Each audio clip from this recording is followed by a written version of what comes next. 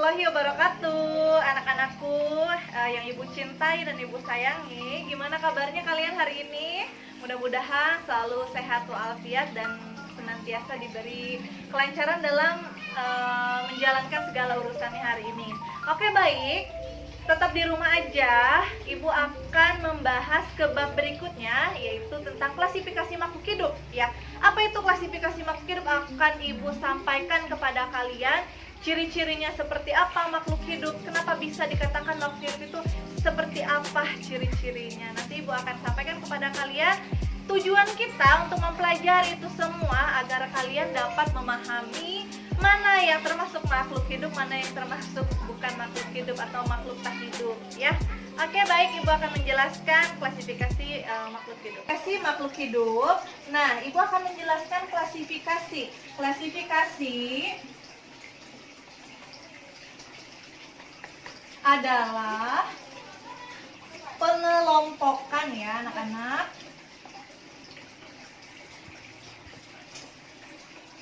Sehingga klasifikasi makhluk hidup adalah pengelompokan makhluk hidup, di mana makhluk hidup itu sendiri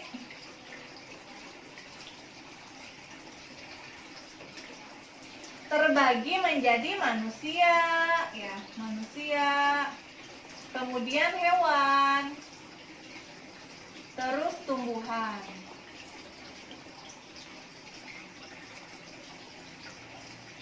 Nah, untuk kali ini ibu akan menjelaskan dulu makhluk hidup itu ciri-cirinya kayak gimana sih, kayak apa, ya. Kalian hidup atau enggak, ya. Tandanya kalian hidup itu seperti apa? Yang pertama, ciri-ciri makhluk hidup.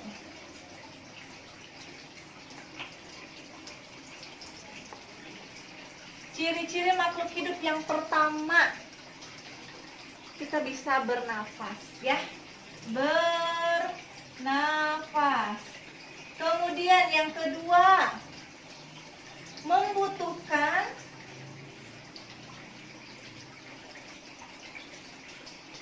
makan dan minum.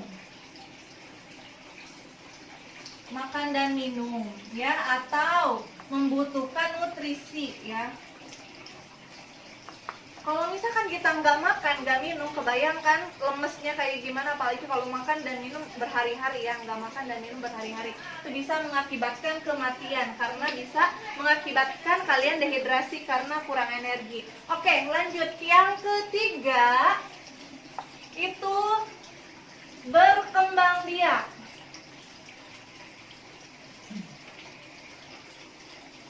Berkembang biak, ya, melahirkan, menghasilkan telur, ya. Kemudian setelah berkembang biak, tumbuh dan berkembang.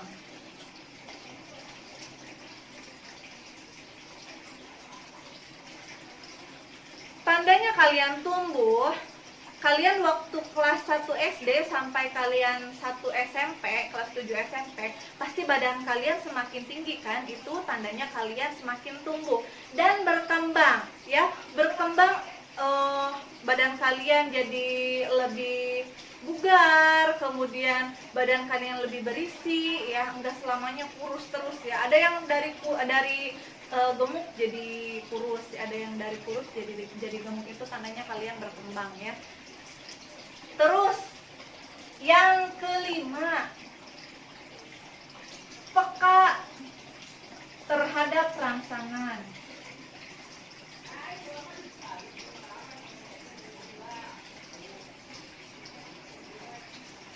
Peka terhadap rangsangan. Makhluk hidup itu sangat peka terhadap rangsangan. Contohnya, ketika kita malam-malam bawa motor atau membawa mobil, ada sorot lampu dari depan, pasti akan silau dan langsung refleks kepada kita, langsung merem atau apa, ya. Kemudian ketika mata kita kena debu, ya, masa kita melotot terus, kan nggak mungkin, ya. Pasti kita ngedip-ngedip karena ada rangsangan dari luar, dari debu itu masuk ke mata kita. Terus responnya apa? Responnya langsung kedip-kedip matanya, ya. Oke, ini adalah ciri-ciri makhluk hidup ya, bernafas, membutuhkan makan dan minum atau nutrisi, berkembang biak, tumbuh dan berkembang, kemudian peka terhadap rangsangan ya. Paham ya sampai sini? Di dalam kehidupan ada yang namanya biotik dan abiotik.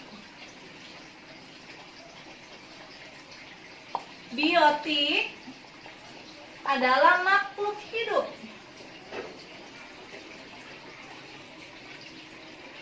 Kemudian abiotik, makhluk tak hidup. Tak hidup atau benda mati ya. Oke, biotik makhluk hidup contohnya manusia, tumbuhan, hewan, gajah, kemudian semut, terus serangga dan lain-lain. Intinya yang bisa ada di ciri-ciri ini ya, tumbuh dan berkembang, bernafas, bergerak, keenam, bergerak ya.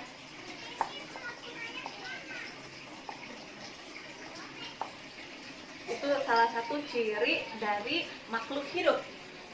Sedangkan abiotik adalah makhluk tak hidup. Intinya dia nggak bisa bernapas, nggak bisa bergerak, dia tidak membutuhkan makanan. Kira-kira apa benda mati? Banyak banget ya. Bisa tanah yang ada di alam kita, yang ada di sekitar kita, ada air, ada matahari ya. Itu termasuk ke dalam abiotik. Oke, paham ya sampai sini anak-anak?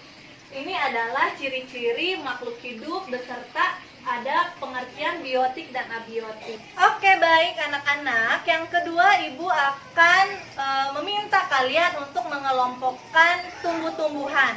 Tapi sebelum kalian mengelompokkan, Ibu akan menjelaskan dulu. Ternyata banyak banget kelompok tumbuhan yang ada di bumi kita ya. Yang pertama ada kelompok biji-bijian ya. Kelompok biji-bijian itu bentuknya berbentuk biji pasti ya. Tapi bijinya adalah monokotil. Monokotil adalah biji berkeping satu. Contohnya adalah ada jagung, kemudian padi ya. Padi itu kan bentuknya kayak gini ya anak-anak ya, berbentuk sebuah biji. Nah, padi itu sendiri tidak bisa dibelah dua bijinya, makanya termasuk ke dalam kelompok biji-bijian monokotil atau berkeping satu. Kemudian jagung itu kan bentuknya kayak gini ya, gitulah pokoknya mah. Maaf ya, nggak ahli menggambar. Ini misalnya contohnya ya, jagung ya. Nah, jagung itu sendiri dia tidak bisa dibelah dua ya. Maka dari itu, jagung itu memiliki biji monokotil atau berkeping satu dan termasuk ke dalam kelompok biji-bijian. Yang kedua ada kelompok tanaman hias. Contohnya banyak ya tanaman hias yang ada di sekitar kita. Contohnya yang pertama anggrek. Kemudian bunga mawar. Bunga mawar atau pohon mawar atau Kamboja banyak banget ya. Kemudian yang ketiga ada kelompok kacang-kacangan.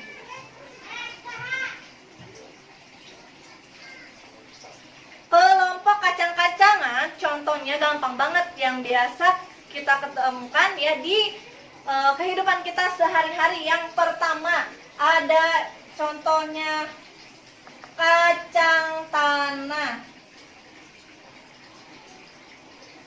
Kemudian ada kacang mede ya.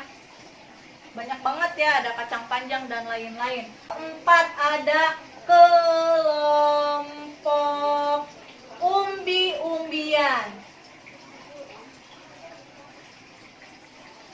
Kelompok umbi-umbian contohnya.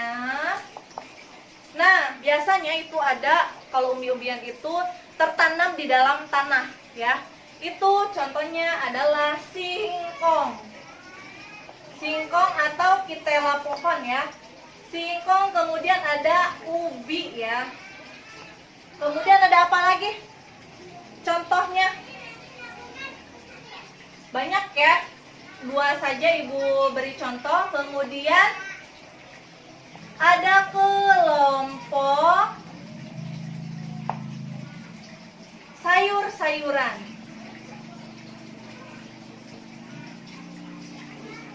Kelompok sayur-sayuran, banyak banget sayuran yang kita temukan di pasar ya. Yang pertama ada wortel, sawi, kemudian ada lagi apa? Kol ya. Oke, baik, ini adalah kelompok-kelompok tumbuhan yang sudah Ibu jelaskan. Nah, kemudian untuk kita mengetahui sebenarnya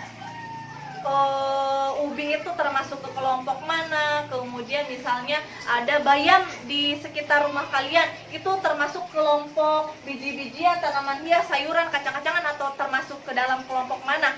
Nah, itu bisa kita telusuri melalui ciri-cirinya. Baik anak-anak, Ibu akan memperlihatkan contoh macam-macam bentuk tulang daun, kemudian bentuk akar, dan bentuk batang ya. Ibu akan melihatkan beberapa contoh kepada kalian sehingga kalian bisa mengetahui macam-macam bentuknya.